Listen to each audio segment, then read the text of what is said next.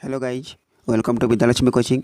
Guys, मैं आप लोगों के लिए आज क्लास 8 फर्स्ट चैप्टर इतिहास लेकर आए हैं, जो कि फर्स्ट चैप्टर है आधुनिक काल में भारत के इतिहास। तो फर्स्ट चैप्टर का पहले हम लोग बेसिक क्वेश्चन बताएंगे और बेसिक क्वेश्चन बताने के बाद बुक के अनुसार जितना क्वेश्चन है वो भी हम लोग बताएंगे। तो एक बात आप लोग को बोलना चाहूँगा कि आप लोग की क्लास 8 की परीक्षा की दृष्टि से बेसिक क्वेश्चन ही महत्वपूर्ण होते हैं और बेसिक क्वेश्चन ही फाइनल एग्जाम में आएंगे। और प्रत्येक क्वेश्चन के लिए 4 ऑप्शन दिए रहेंगे और 4 ऑप्शन में से आपको एक ऑप्शन सेलेक्ट करना है जो सही होंगे। ओके, तो चलिए फर्स्ट चैप्टर का पहले हम लोग बेसिक क्वेश्चन शुरू करेंगे और बेसिक क्वेश्चन शुरू करने के बाद बुक्स वाला प्रश्न भी करेंगे। ओके, देखिए आपका फर्स्ट क्वेश्चन है, लोग इतिहास को किससे जोड़कर देखने की कोशिश करते हैं? तो कहानी से कोशिश करते हैं। फिर सेकंड नंबर क्वेश्चन है कि इतिहास में किसका महत्व होता है? तो इतिहास में जो डेट होते हैं वही महत्वपूर्ण होते हैं। ओके, फिर 3 नंबर में क्वेश्चन है कि इतिहास को सामान्यतः कितने कालखंडों में बांटा गया है? तो इतिहास को 3 कालखंडों में बांटा गया है। कौन कौन कालखंड अभी हम लोग नेक्स्ट में पढ़ेंगे। ओके, देखिए 4 नंबर क्वेश्चन है, भारत के पहले गवर्नर जनरल कौन थे? तो इसका उत्तर होंगे वारेन हेस्टिंग्स, जो कि 1773 में। ओके, फिर देखिए 5 यहाँ पर कोई नंबर क्वेश्चन गलत हो गया, 4 के बाद 5 होना चाहिए लेकिन 6 हो गया। ठीक है, वो आप लोग सुधार लीजिएगा। देखिए नेक्स्ट में है कि भारत के अंतिम गवर्नर जनरल कौन थे? तो लॉर्ड कैनिंग। ओके, फिर 7 नंबर है कि भारत के प्रथम वायसराय कौन थे? तो लॉर्ड कैनिंग। ओके, जो भारत के अंतिम गवर्नर जनरल थे वही भारत के प्रथम वायसराय थे। चलिए फिर हम लोग 8 नंबर क्वेश्चन आते हैं कि भारत के अंतिम वायसराय कौन थे? तो लॉर्ड माउंटबेटन। ओके, फिर देखिए 9 नंबर क्वेश्चन है कि सरकारी दस्तावेज माने रिकॉर्ड्स कहाँ रखे जाते हैं? तो अभिलेखागार में रखे जाते हैं। ओके, फिर 10 नंबर क्वेश्चन है कि अलग अलग समय पर होने वाले परिवर्तन के संबंध को बताता है? तो इतिहास बताता है। 11 नंबर क्वेश्चन है कि जेम्स मिल कहाँ का निवासी था? तो जेम्स मिल स्कॉटलैंड का निवासी था। फिर देखिए 12 नंबर क्वेश्चन है कि अंग्रेजों द्वारा स्थापित भारतीय राष्ट्रीय अभिलेखागार कहाँ स्थित है? तो यह नई दिल्ली में स्थित है, जो कि 1920 में। ओके, फिर 13 नंबर क्वेश्चन है कि भारत के पहले नक्शे को तैयार करने का काम जेम्स रेनेल को किसने दिया था? तो रॉबर्ट क्लाइव ने। या फिर यही क्वेश्चन आपको घुमा देगा कि भारत के पहले नक्शे किसने तैयार किया था? ओके, नेक्स्ट है 14 नंबर क्वेश्चन कि ब्रिटिश शासन के माध्यम से ही भारत सभ्यता के मार्ग पर आगे बढ़ सकता है, यह कथन किसका है? तो ये जेम्स मिल का है। फिर 15 नंबर क्वेश्चन है कि सरकारी दस्तावेजों का नकल तैयार करने की कार्य कौन करता था? तो ये मतलब खुशनसीब या सुलेख नवीस। ओके, ये दोनों आप बोल सकते एक ही हैं। फिर 16 नंबर क्वेश्चन है कि अभिलेखों को सुंदर ढंग से लिखने वाले को क्या कहलाते थे? तो सुलेख नवीस। फिर 17 नंबर क्वेश्चन है कि भारतीय राष्ट्रीय संग्रहालय कहाँ बनाया गया था? तो यह नई दिल्ली में बनाया गया था। फिर 18 नंबर क्वेश्चन है कि आज़ादी के बाद भारत में पहली जनगणना कब हुई थी? तो 1951 ईस्वी में हुई थी। 19 नंबर क्वेश्चन है आज़ादी के बाद भारत में कितने जनगणना हो चुके हैं? तो 6 बार। तो देखिए 1951 में एक बार हुआ था, 1961, 1971, 1991, 2001 और 2011 और अभी 2021 में होने वाले हैं। ओके, तो 2021 में हो जाएंगे तो आप लोग को 7 बार हो जाएगा, लेकिन अभी 6 बार ही है। फिर 20 नंबर क्वेश्चन है कि भारत का क्षेत्रफल कितना है?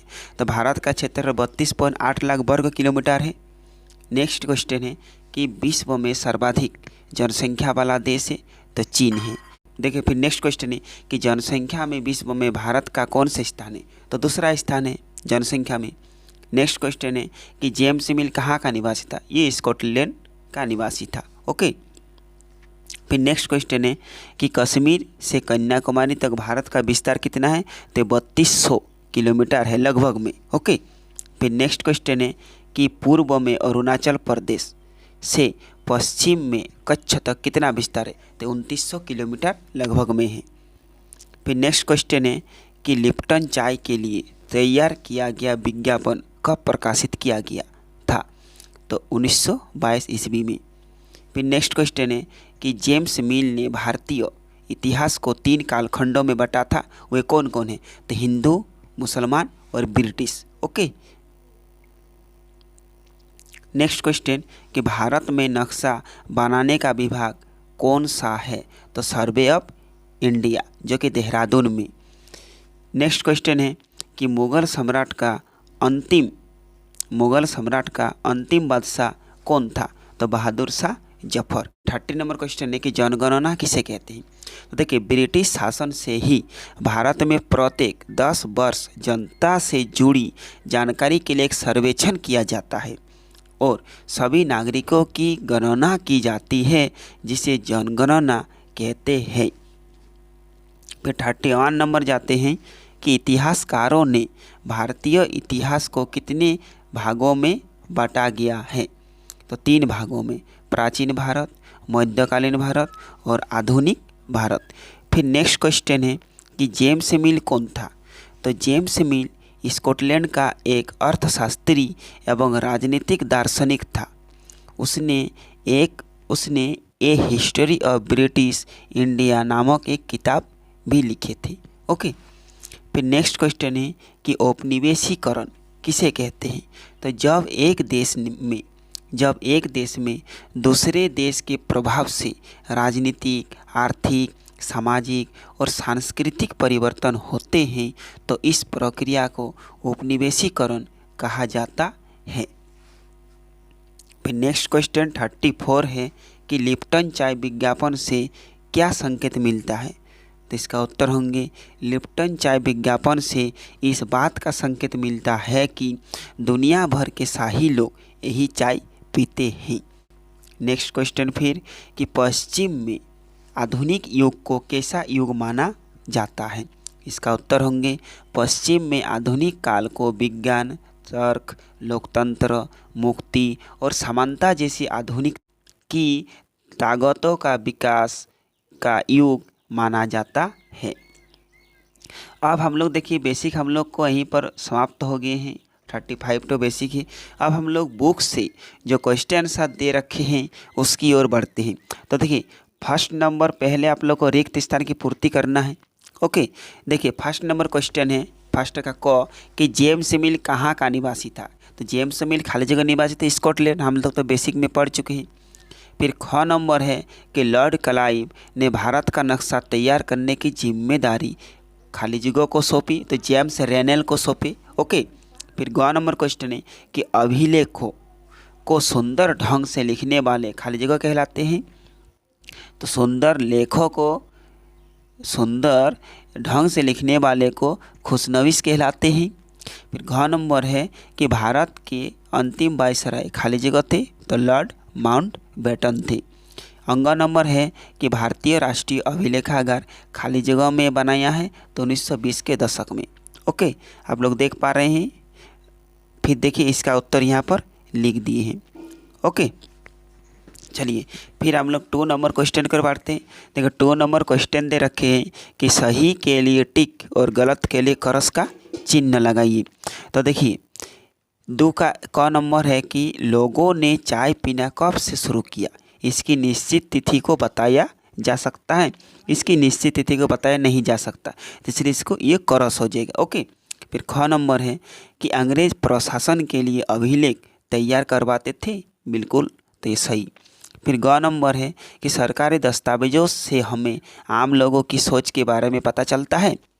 नो, आम लोगों की सोच के बारे में नहीं पता चलता, बट जो ये होते कहानी होते हैं, जो बड़ा बड़ा काम होता है उसका लेकिन दस्तावेज लिखे जाते थे, तो यह गलत हो गया। ओके। फिर घ नंबर है कि अंग्रेजों के शासन से पहले भारत में अंधकार का दौर था, बिल्कुल अंधकार का दौर था। फिर अब हम लोग 3 नंबर क्वेश्चन कर बढ़ते। देखिए 3 का कौन नंबर क्वेश्चन दे रखे कि इतिहास में तारीखों का क्या महत्व है। तो चलिए इसका उत्तर देखते हैं। देखिए इसका उत्तर है कि इतिहास अलग अलग समय पर होने वाले परिवर्तनों के संबंध में बताता है। अतीत में चीज़ें किस तरह की थी और उनमें क्या बदलाव आए हैं। अतीत और वर्तमान की तुलना के क्रम में हम तिथिवार घटनाओं का विवरण ढूंढते हैं, इसलिए इतिहास में तारीखों का महत्व है। फिर ख नंबर क्वेश्चन है कि जेम्स मिल ने भारतीय इतिहास को किन किन कालखंडों में विभाजित किया है। तो चलिए इसका उत्तर होंगे 3 का क कि 1817 में स्कॉटलैंड के अर्थशास्त्री और राजनीतिक दार्शनिक जेम्स मिल ने 3 विशाल खंडों में बांटे हैं। ओके, तो देखिए पहले हैं कि ए हिस्ट्री ऑफ ब्रिटिश इंडिया नामक एक किताब लिखी। इस किताब में उन्होंने भारत के इतिहास को हिंदू, मुस्लिम और ब्रिटिश इन 3 कालखंडों में बांटा है। तो आप लोग शॉर्ट में भी लिख सकते हैं हिंदू, मुस्लिम और ब्रिटिश। ओके, चलिए फिर हम लोग ग नंबर क्वेश्चन पर बढ़ते हैं। दिया हुआ कि औपनिवेशिक युग किसे कहा जाता है। तो इसका उत्तर होंगे कि अंग्रेजों के शासनकाल में लोगों के पास समानता, स्वतंत्रता या मुक्ति नहीं थी और न ही आर्थिक विकास और प्रगति का दौर था। इसे ही औपनिवेशिक युग कहा जाता है। चलिए 3 नंबर का प्रश्न खत्म होगी। अब हम लोग 4 नंबर क्वेश्चन दे रखें कि सर्वेक्षण से हमें क्या जानकारी मिलती है। ओके, सर्वेक्षण से हमें क्या जानकारी मिलती। तो देखिए ये जो आप लोग को रंगीन किया हुआ भाग तो आप लोग को लिखना है। ओके, तो देखिए रंगीन किया हुआ भाग ही हम पढ़ रहे हैं कि इसका उत्तर होंगे 4 का कि ब्रिटिश शासन के दौरान सर्वेक्षण को काफ़ी अहम माना गया। अंग्रेजों की सोच थी कि देश पर सही ढंग से शासन चलाने के लिए सर्वेक्षण के माध्यम से हर प्रकार की जानकारी एकत्र करना आवश्यक है। 19वीं सदी के प्रारंभ में भारत का नक्शा तैयार करने के लिए बड़े स्तर पर सर्वेक्षण कराई गई। ग्रामीण स्तर पर राजस्व सर्वेक्षण किए गए। इसके माध्यम से धरती की प्रकृति, मिट्टी की गुणवत्ता, वहाँ मिलने वाले पेड़ पौधों और जीव जंतुओं, फसलों और स्थानीय इतिहास की जानकारी हासिल की थी। फिर लिखेंगे 19वीं, एक लाइन छोड़ के लिखेंगे 19वीं सदी के अंतिम दशकों से प्रत्येक 10 वर्ष में जनगणना की जाने लगी। इसके तहत देश के सभी प्रांतों में रहने वाले लोगों की संख्या, उनकी जाति, व्यवसाय आदि के बारे में जानकारी प्राप्त की। चलिए फिर 5 नंबर क्वेश्चन पर बढ़ते हैं। 5 नंबर क्वेश्चन है कि अभिलेखागार की आवश्यकता क्यों है। तो देखिए इसका उत्तर होंगे उनका तर्क था कि चीज़ों को लिखना बहुत कठिन, बहुत ज़रूरी है। उन्होंने प्रत्येक निर्देश, योजना, नीतिगत फैसले, सहमति और जांच की परिभाषा को स्पष्ट रूप से लिखना जरूरी माना। बाद में कोई भी व्यक्ति इन चीज़ों का अध्ययन आसानी से कर सकता था। इस कारण ज्ञापन, टिप्पणी और प्रतिवेदन पर आधारित शासन की नई कार्य संस्कृति की शुरुआत हुई। अंग्रेजों ने इन सभी महत्वपूर्ण दस्तावेजों और पत्रों को संभाल कर रखना जरूरी समझा। महत्वपूर्ण दस्तावेजों को सुरक्षित रखने के लिए अभिलेखागार और संग्रहालय जैसे संस्थान की स्थापना की। ओके, फिर 6 नंबर क्वेश्चन बढ़ते हैं। 6 नंबर क्वेश्चन दे रखे हैं कि आधुनिक भारत के ऐतिहासिक स्रोत कौन कौन से हैं। तो इसका उत्तर होंगे आधुनिक युग में ऐतिहासिक स्रोतों का अंदाजा लगाना बहुत कठिन काम है। किले, मकबरे, शिलालेखों, विदेशी यात्रियों की कृतियाँ, पांडुलिपियों, मूर्तियाँ आदि संख्या में मौजूद है। इसके अतिरिक्त अंग्रेजों ने अपने शासन के दौरान सरकारी रिकॉर्ड रखने की परंपरा की शुरुआत की। इतिहास के लिए यह सरकारी रिकॉर्ड्स उस युग की जानकारी प्राप्त करने के एक सशक्त माध्यम है। ओके, फिर हम लोग बढ़ते हैं अब नेक्स्ट क्वेश्चन की ओर। नेक्स्ट क्वेश्चन 7 नंबर है कि अगर इतिहास में अवधियों तय नहीं होती तो हमें किन किन परेशानियों का सामना करना पड़ता। तो इसका उत्तर होंगे ये आप लोग क्वेश्चन देखकर लिखिएगा पहले। अगर इतिहास में अवधियाँ तय नहीं होती तो हमें निम्न परेशानी का सामना करना पड़ता। तो ये नंबर वाइज लिखना है। क नंबर या 1 नंबर देकर लिखेंगे, हमें एक अवधि से दूसरी अवधि के बीच आए परिवर्तन के बारे में जानकारी नहीं मिलती। फिर ख नंबर, हमें इस बात की जानकारी नहीं मिलती कि कब किस राजा की ताजपोशी हुई, कब कौन सा युद्ध हुआ। फिर ग नंबर लिखेंगे कि हमें इस बात की जानकारी नहीं मिलती कि अतीत में चीज़ें किस तरह की थी और अब उनमें क्या बदलाव है और वर्तमान की तुलना हम नहीं कर सकते। फिर घ नंबर और नेक्स्ट है कि यदि इतिहास में अवधियाँ तय नहीं होती तो आम जन के बारे में सामाजिक परिवर्तन, सांस्कृतिक परिवर्तन की सही जानकारी प्राप्त करना मुश्किल हो जाता या कठिन हो जाता। चलिए फिर हम लोग नेक्स्ट एंड लास्ट क्वेश्चन है कि इतिहास में तारीखों का महत्व होता है, क्या आप इससे सहमत हैं? तो इसका उत्तर होंगे, भारत पर कई सदियों तक अंग्रेजों का शासन रहा। ब्रिटिश शासन की स्थापना का कोई एक दिन निश्चित नहीं है। इसी तरह अगर हम राष्ट्रीय आंदोलन की बात करते हैं तो यह बताना कठिन है कि राष्ट्रीय आंदोलन की शुरुआत किस तारीख से हुई थी। इसे एक निश्चित तिथि में नहीं बताया जा सकता। इन परिवर्तन को स्पष्ट करने के लिए लोग इतिहास को तारीखों से जोड़कर देखने की कोशिश करते हैं। युद्ध और बड़ी घटनाओं के विवरण को ही इतिहास समझा जाता था। इस इतिहास में शासकों और उनकी नीतियों के बारे में विस्तार से चर्चा की जाती थी। अब एक लाइन छोड़ के लिखेंगे कि उदाहरण के तौर पर राजा का राज्याभिषेक, उसका वैवाहिक जीवन, युद्ध पर सीमा विस्तार, उपलब्धियां, उसकी मृत्यु और उत्तराधिकार के इतिहास का विषय माना जाता था। ओके, तो यहीं पर आपका चैप्टर ख़त्म होते हैं।